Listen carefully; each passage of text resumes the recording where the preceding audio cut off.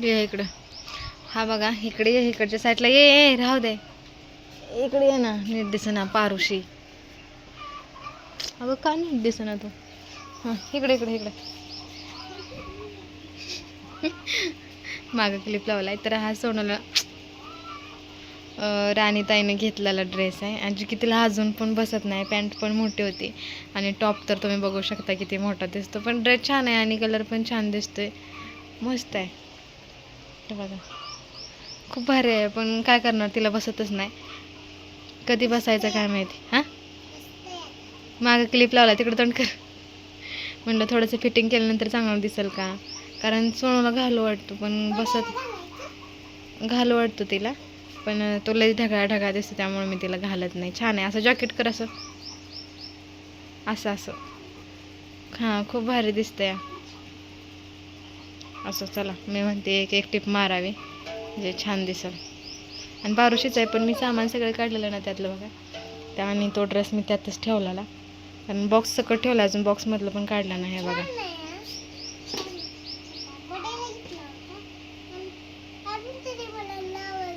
असं. चला आता हे पसार झाला आवरून ठेवते आणि न लागणारं सामान काढलंय ते पण फेकून देते. 12 वाजलेत. व्हिडिओ थंबनेल टायटल देऊन सोडून दिला आणि तिकडं बघा आता कपाटातलं सामान काढले, कपडे वगैरे लावायला. 2 कप्पे लावून झालेत, माझा एक कप्पा लावून झाला या ड्रेसचा. आता सोनू शोपाचा कप्पा काढलाय लावायला आणि वरच्या साड्यांचा कप्पा काढायचा आहे. लय गरमी होती, घरात थांबू वाटणं, पण हा सगळा पसारा काढलाय तो तर ठेवला पाहिजे. तिकडे बघा बेडवरती कपडे ढीग पडलाय, बसायला जागा नाही, खाली तेवढेच पडले, धुवायची तेवढीच आहे ती. असं वाटते कधी कधी कपडेच नको घ्यायला, हाही सगळी फाटून द्यावी, तुटून द्यावे आणि मग नवीन घ्यावे.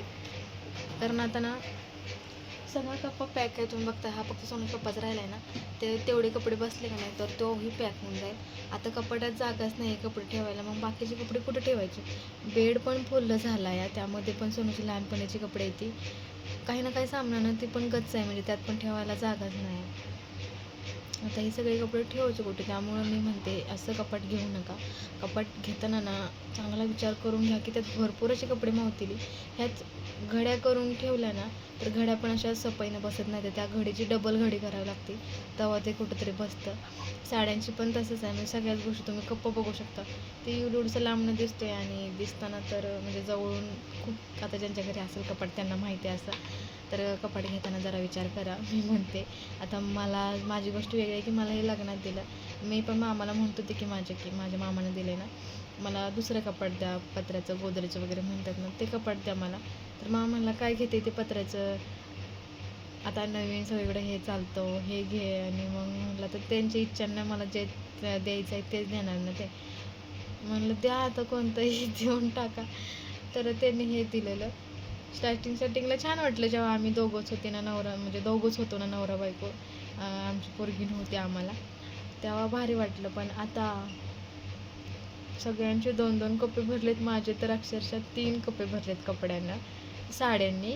एक कप्पा ड्रेसचा आहे आणि त्याच्या खालचा पण कप्पा आहे ना, दाखवेल तुम्हाला. माझ्या कपाटाची टूर देणार आहे ना, माझं कपाट लावून झाल्यानंतर शॉर्ट व्हिडिओमध्ये पण दाखवलंच मी तुम्हाला.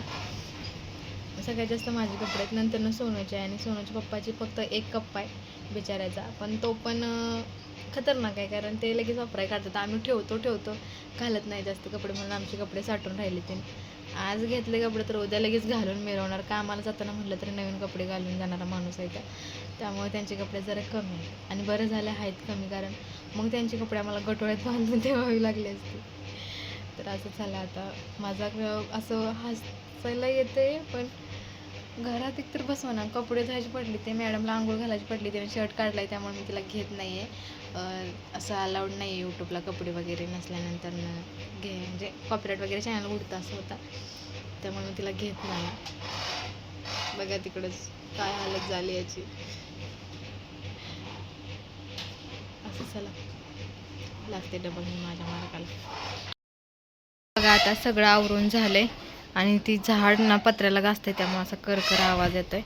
तर सगळ्या गोष्टी झाल्यात. उसूशा पण थोड्याशा उसवलेल्या शिवल्या, उशीचं कवर पण उसवलेलं ते पण शिवून टाकलं, आणि असं काय आता झालंय. आणि तिकडची गाडी आता इकडे लावून टाकली, कारण सारखी थटायच तिथं, मग पायानं सारा ह्याला ही धडं उगाच त्याला क्रॅच वगैरे उठायचं, त्यामुळं गाडी इकडे लावून टाकली या. तर असं होतं, हे कपडे धुवायचे येते आणि इथले पण काही कपडे धुवायचे येते, तर ते करते. पण त्याच्या आधी म्हटलं थोडंसं पोटा पाण्याचं बघावं, कारण भूक लागलेली. सगळं आवरलं, गरम झालेलं, पहिल्यांदा हातपाय वगैरे धुतलं. आता म्हटलं पावडर टिकली राहू देत, पहिल्यांदा खाऊन घेते आणि मग बाकीच करते, कारण अजून सकाळी स्वयंपाक केली, भांडी घासायची पडली. ते आधी आता वाटते की भांडी घासावं, पण हे बघा बाहेर कसलं ऊन आहे, असलं झळायला लागतं ते का नाही पासन. आणि आम्ही सकाळ धरणं घराच्या बाहेर गेलो नाही, अक्षरशः ऊन चाळायला लागलंय, म्हणजे पत्र्याच्या धगीनं कसं तरी व्हायला लागलंय, म्हणजे लय कसं तरी व्हायला लागले. आता खाणार आहे थोडंसं आणि जाऊन बसणार आहे बाहेर. जेवायलाच इच्छा होती जायचं, पण कसं भिजवान चाललंय ना, त्यामुळं आहेत तिकडे समजलं असेल मला, त्यामुळे नाही गेले. आता खाते आतमध्येच जाते. लय आवाज येतोय त्याचा. तर आज आम्ही बनवलं होतं बेसन. ओके चला, मी खाते बरं का, मला खरंच कसं ते राहायला लागलं, पहिल्यांदा खाऊन घेते. जेवण केलं, थोड्या वेळ मोबाईल बघितला आणि डबल माझ्या कामाला लागले. 2 वाजलेत. तर चला आता कपडे धुवायला लावूया. कपडे जास्त नाही आहेत, पण एक साडीनं माझी जास्त घाण झाली होती. तुम्हाला आवाज येतोय सोनूचा? सोनू वगैरे बाथरूममध्ये आहे, पाण्यात खेळत बसली. नळ चालू केलाय ना बाहेर ना, तर मग पाण्यात खेळत बसले. माझा नवरा 2-2 वेळा आंघोळ करतो ना, त्यामुळे जास्त कपडे पडते ती. पण बोलू शकत नाही, मशीन आहे, तुला काय तापडतोय का, असं काही त्यांचा शब्द असतात, त्यामुळं मूग गिळून गप्प बसणे असं काहीतरी आता सध्या आमचं सुरू आहे. आणि हे बघा, हे कपडे धुण्यासाठी मला हातानं थोडीशी मेहनत घ्यावी लागते, कारण हे बघा सोनून इतकं घाण केलं. इतकं कोण घाण करतं का?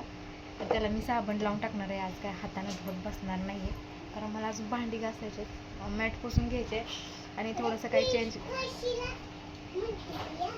आणि ना थोडंसं काय चेंजेस करायचं आहे. तर मी वॉलपेपर मागवलेलं, पण ते कॅन्सल झालं. हे नव्हतं तिथं ओळखमध्ये कामाला, त्यामुळं डबल मी काय ऑर्डर करणार नाही आहे.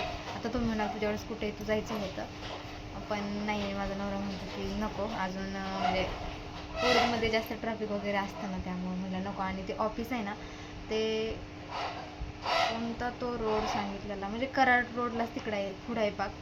आणि तिकडं जायचं म्हणलं तर जास्त गर्दी असते वाहनांची, आणि मी अजून तरी काही एवढी परफेक्ट नाही झालेली. इथून चालवते, म्हणजे गावात वगैरे किंवा इकडं रस्त्याला जाणं ठीक आहे, पण पूर्ण ट्रॅफिकमधनं अजून मला नाही जमते.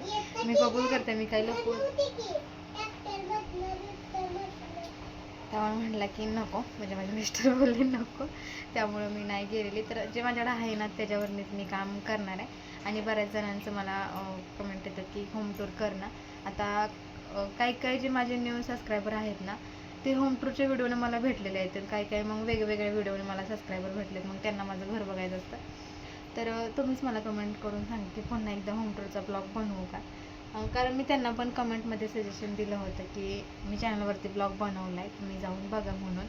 पण ते बोलतात की नवीन ब्लॉग बनव असं, म्हणजे पण तुमचे पण ट्राय घेणं महत्त्वाचे, म्हणजे झालं तुम्हाला विचारूया. आणि म्हणूनसाठी म्हटलं आज थोडंसं घर साफ करूया, आणि जमलं तर उद्या आपण होम टूरचा ब्लॉग बनवून टाकूया. तुम्हाला आठवते मागच्या वेळेस पण होम टूरचा ब्लॉग बनवण्यासाठी मी हा ड्रेस घातला होता, म्हणजे सगळं साफसफाई करताना. तीच मला फिलिंग यायला लागली डबल. हा पण शर्ट तिनं लई घाण केला, आणि पांढरे कपडे मशीनमध्ये निघत नाही. ती हे काळ्या दगडावरची पांढरी रेष आहे, ह्याच्यासाठी आपले हात जगन्नाथ असंच करावं लागतं. तुम्हाला फक्त आता आवाज येईल तिचा, ते दिसणार नाही. दिसते मग जा, काढून शर्ट काढून बसले त्या मॅडम.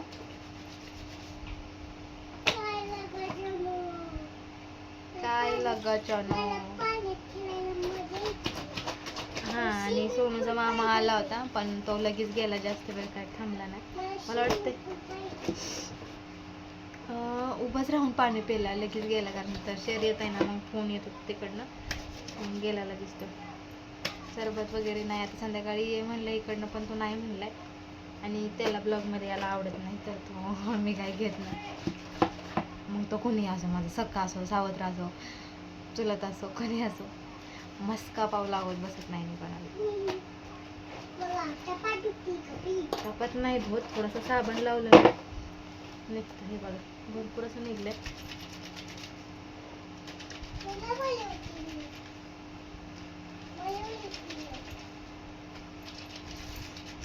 कुणी मिळवले?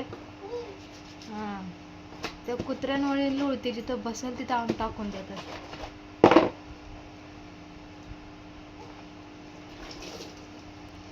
मी ह्यांना ना सरगम नाही सॉरी सर्फेक्स असं काय आहे ना तो साबण आणायला लावते आणि तोच निरमा मी वापरते. आणि त्यांना मी 30 वाला साबण आणायला लावला तर त्यांनी 10 वाला आणलाय. दोनच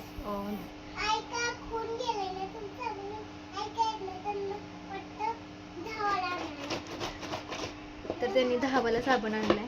एका साबणात 2 वेळेस कपडे धुवून होते. आमचे कपडे तर तुम्हाला किती असतात माहित आहे सॉरी. आणि ते निरम्यात घालून पण एक साबण जातोय 2 दिवस. पण हा साबण बेस्ट आहे माहिती आहे. मला दुसऱ्या साबणावर अजिबात दुसऱ्या साबणावर विश्वास नाही. आता ह्या 2 साड्या आहेत ना ते मी नंतर लावणार आहे.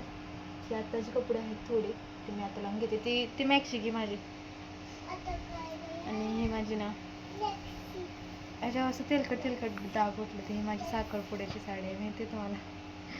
माहित आहे. तर चला आता मशीनला पाणी ओतते आणि लावते. तर तिकडे मशीन लावून दिली दिसते त्यांना. आणि आता मी घेतले सगळं पीस कारण आज मला ना भरपूर असं ब्लाऊज पीस सापडला. तर सगळे कपडे काढलेली का नाही मीच कुठं ठेवलेलं मलाच काय माहिती नव्हते. पण आज बघितल्यानंतर म्हणजे एवढं ब्लाऊज पीस माझ्याकडे येतं. आणि याच्या म्हणजे हा साडीवरचं सगळं मॅचिंग आहे. तर मी साडीवरचा ब्लाऊज एक पण मॅचिंग शिवत नाही. आणि तुम्ही पण मला कमेंट करत असता की साडीवर मॅचिंग ब्लाऊज शिवत जा, प्रत्येक साडीवर एक ब्लाऊज घालू नको. तर मला खरंच शिवायचा लई कंटाळा येतो. तुम्हाला सांगू मी स्टार्टिंगला जेव्हा मी मोबाईलवर बघून शिकलेली ना तेव्हा हा ब्लाऊज शिवला एकदम परफेक्ट बसायचा. मला लई आवडायचं. पण आता हा ब्लॅक कलर आहे आणि ब्लॅक कलरचा लगेच कलर ओढतो माहिती आहे तुम्हाला. तर मी बरेच दिवस घातला. तर आता हा मी घेतला आहे मापाला. आणि कारण माझी मापच कापलेली सापडं नाही ती. त्यामुळे आता ह्याच्यावरती माप घेणार आहे आणि डायरेक्ट पिसावरती आखणार आहे आणि कट करणार आहे.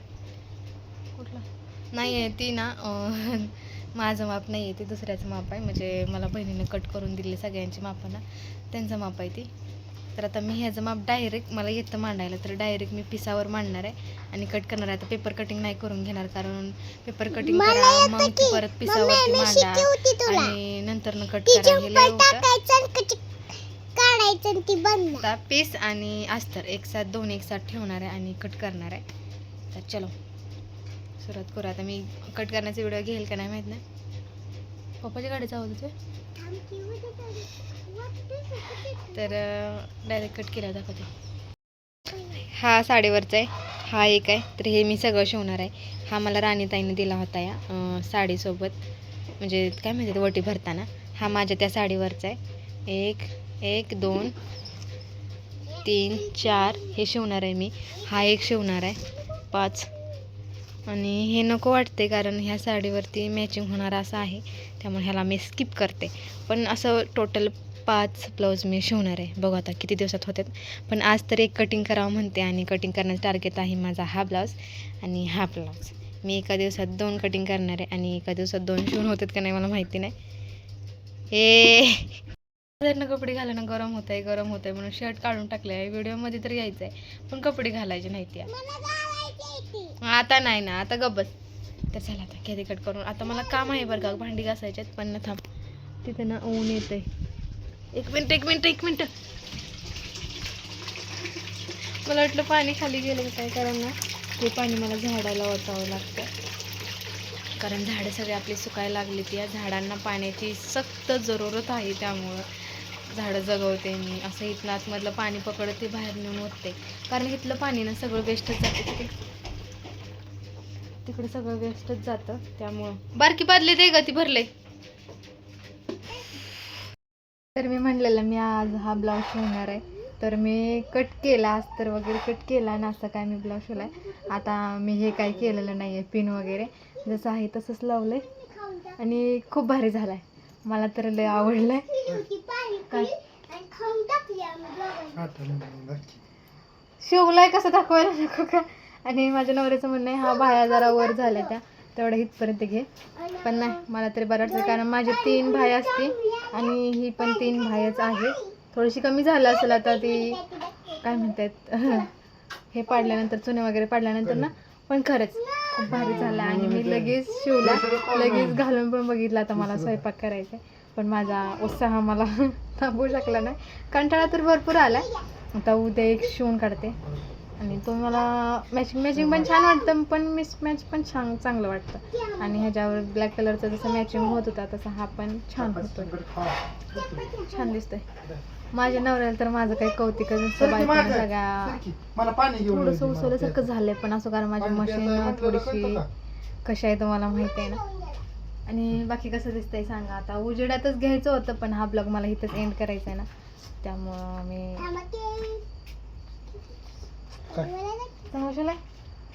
माझ्या नवऱ्याला कधीच माझं कौतिकच नाही वाटत. मी काय पण करू दे, चांगलं करू देत, वाईट करू दे. वाईट दिसतं, चांगलं नाही दिसत काय केलेलं. तर चला, फक्त ना त्याला नॉट बसवायचे आणि गळा माझा सिंपल असतो ना तसंच काढलाय गोल. आणि मला तसाच आवडतो. मला जास्त ते झंकी पंकी चित्र चोडलेलं अजिबात नाही. याला लेस लावले असते तरी छान दिसलं असतं, पण असं पण चांगलं दिसतंय. मी पायपिंग पण नाही केलेली, मी खरं सांगते. पायपिंग नाही, फक्त डबल दाबची टिप मारली आहे आणि ते असं पण फिनिशिंग छान आलं, खूप भारी आलं फिनिशिंग. बपडी व्हायला लागली माझी. तर चला, आता मला स्वयंपाक करायचा, लय गरमी व्हायला लागली. आज माझा दिवस कसा गेलाय ना, मी तुम्हाला थांबा, हे तर मी नीट दिसत नाही आहे. आज माझा दिवस कसा गेलाय तुम्ही बघितलं. 2 वाजेपर्यंत मी कपाट लावत होते, नंतरनं ते सगळं आवरून झाडू वगैरे मारला. नंतरनं जेवण केल्यानंतरनं थोडीशी बसले असेल.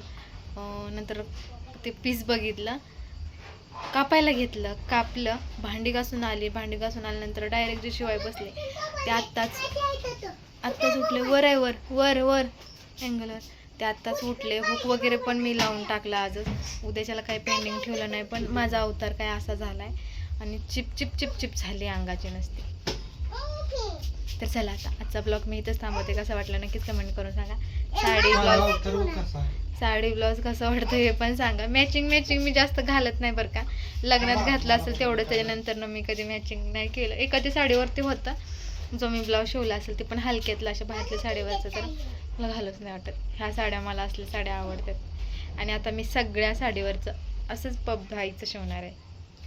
आवडते मला, छान दिसते. माझी तब्येत कमी असल्यामुळे मला ते छान दिसते. ओके, चला, उद्या भेटूया एका नवीन ब्लॉग सोबत. तोपर्यंत बाय बाय, काळजी घ्या, मस्त राहा. आणि एक छानशी कमेंट माझ्यासाठी करा, कौतुक करा तुम्ही. जम्पर चला, बाय बाय.